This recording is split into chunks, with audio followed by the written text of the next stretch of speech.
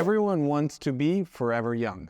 And everyone wants to live forever. And people look for anti-aging things, for healthy aging, for things to increase lifespan or to increase health span. Sometimes we think that they're exactly the same thing. But I really want you to know this. Lifespan is how much time you're going to live. Health span is how much time you're going to live being healthy, that time that you're going to live. And we need to look for both things. And when we go for both, then we're going for a healthy aging. And for me, having a healthy aging is being young for more time, not being elder or old for more time. I'm not being young for much time. I'm being old for a lot of time. I want to tell you which are the foods that we know today can contribute in order that I can have for a better lifespan, for a better health span, and of course, a better aging. And I don't want you to think that having a good anti-aging food or a good anti-aging diet or a good anti-aging lifestyle, it's something complicated. It's something that you can do anywhere, everywhere, that it's completely available for you. It's something that you can incorporate today. Just going to the supermarket and knowing which foods and knowing how to install them and how to incorporate them in your diet. So the first thing that I want you to know is you need to be mindful on the macronutrients that you should be consuming and how. And this is the first thing that you need to have in mind. What is macronutrients? Carbohydrates, proteins, and fats. Carbohydrates. Which ones do you need to avoid? You need to incorporate high amounts of fibers, especially leafy greens, nuts, seeds, and I'm going to talk to you about in a minute, which are those foods in which you can find those fibers. But you need to incorporate at least 35 grams of fiber in your diet. Which are the carbs that you need to eat less? Pasta, potatoes, sweet potato, bananas, and less all the sweets. Try to avoid as much as you can fruit juices. Protein. Protein is absolutely necessary. It's the most important macronutrient in your diet. So when you consume the right amount of protein, when you're consuming something about 1.5 to 1.7 grams of protein per kilogram per day, then you're giving your body what your body needs. And remember that you don't need protein just for your muscles. Protein is necessary for the structure of every single cell, of every single tissue, of every single organ in your body. And the last, or not the least important, is fats. Fats, you need to remember that we need to consume the whole spectrum. We need to consume fatty acids and we need to consume the esters. Esters like what? Like cholesterol. We need to consume dietary cholesterol coming from meats, coming from poultry, coming from eggs. They are important and they're not going to increase your cholesterol. You need them. Then we need to remember that we need to consume micronutrients, vitamins, minerals, and phytonutrients. From where? Well, they come in the same foods. Meats, they come from vegetables, from fruits, from nuts, seeds, legumes, and phytonutrients. They don't come in meats because they come from the vegetable world. So they're specific for them. Like what? Like quercetin, like bromelain, like papain, like resveratrol. All those compounds, they come only from vegetables or from fruits. What are you going to look for? You're going to look for leafy greens. Why leafy greens? Because they are loaded in vitamins, minerals, antioxidants, but they're loaded with fiber. Number two, you can go for berries. Which berries? You can go for blueberries, you can go for raspberries. Number three, it's fatty fish. When you consume fatty fish, you're getting the right amount of protein, you're getting the right amount of fatty acids, especially omega-3.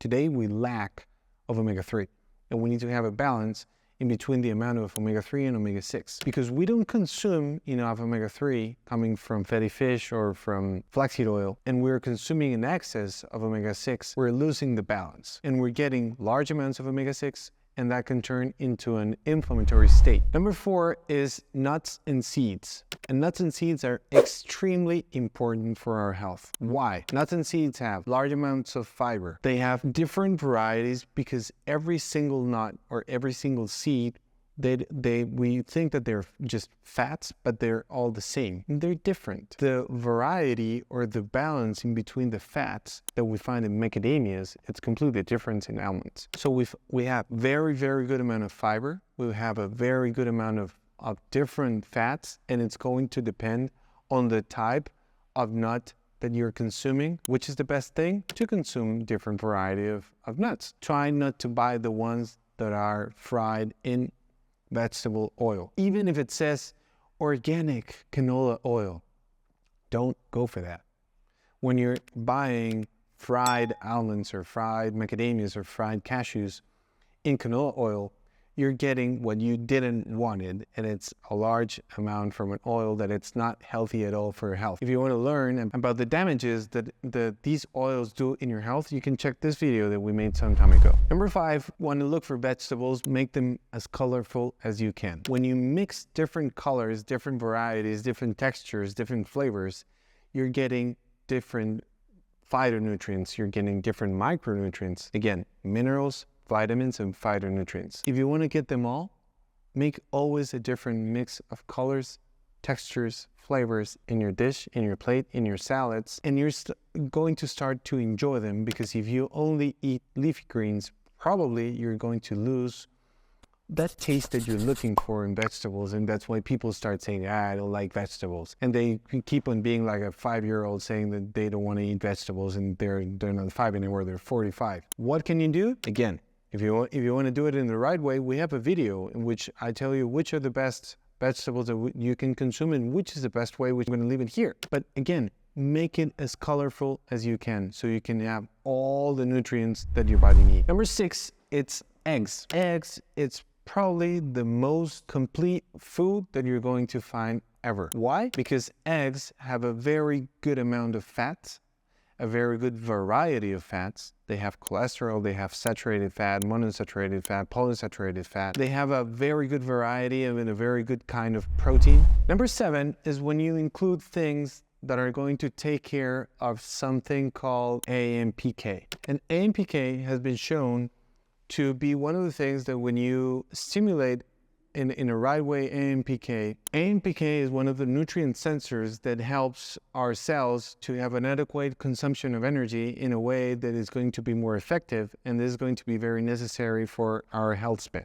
One of the things that are going to be necessary for AMPK that also have properties into the amount of antioxidant compounds, anti-inflammatory compounds, things such as green tea because of the amount of catechins, things such as red wine because of the amount of resveratrol, things such as coffee. The antioxidants inside of coffee have also shown that have a very powerful benefit in AMPK. Number 8 is dark chocolate. And it's funny because people in this fight of everyone saying, saturated fat is bad, saturated fat is good, saturated fat raises your cholesterol, you need to be afraid of saturated fat. And then you see the same people saying that dark chocolate is very good for your health. So when you include dark chocolate, when it's something that is going from 85% and more in your diet, it's going to be very useful because of the benefits of the antioxidants, because of the benefits of the fats, and also because dark chocolate is one of those other things that are necessary for the right stimulation of AMPK. And number 9, please remember to be well hydrated all the time. A lot of people are chronically dehydrated because we don't drink the right amount of water, and because we don't drink the right amount of minerals necessary so the water can move in my body where it's needed. For that water, in order to get into my skin cells, it needs to go this way. I'm going to drink it. It's going to come down through my intestine. In my intestine, it's going to get into my blood for space in which we have water, intravascular space. Then it's going to travel. Now it's going to get here through my bloodstream, but it's not necessary in my skin.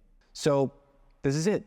Again, it's extremely easy. And you say, no, what a bunch of rules. You can watch the video again every time that you want. This is something that is going to take you maybe a month to learn, because you need to learn only from your own nutrition. But what happens when you become the owner of your health? And that's the purpose of this channel, to teach you how to become the owner of your health. When you become the owner of your diet, you just need to learn it once and then leave that throughout your life. When you do that, your life is going to change. And again, you're going to have a better life today and a better life for the rest of your life. If you think that this content might be useful, please remember the best way to support us, it's very easy. Just share the video with your contacts, with your friends, with your family. And please remember, if you haven't done so, to hit the like button, to subscribe to the channel, and to hit the bell. So every single time that we make a new video, you're going to be the first one to be notified, and we're going to continue growing this community. Thank you, and till next time.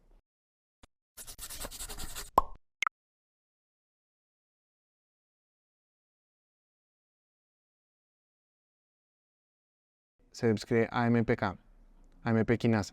Remember that in order for water that I have in a glass to have here into my skin, I need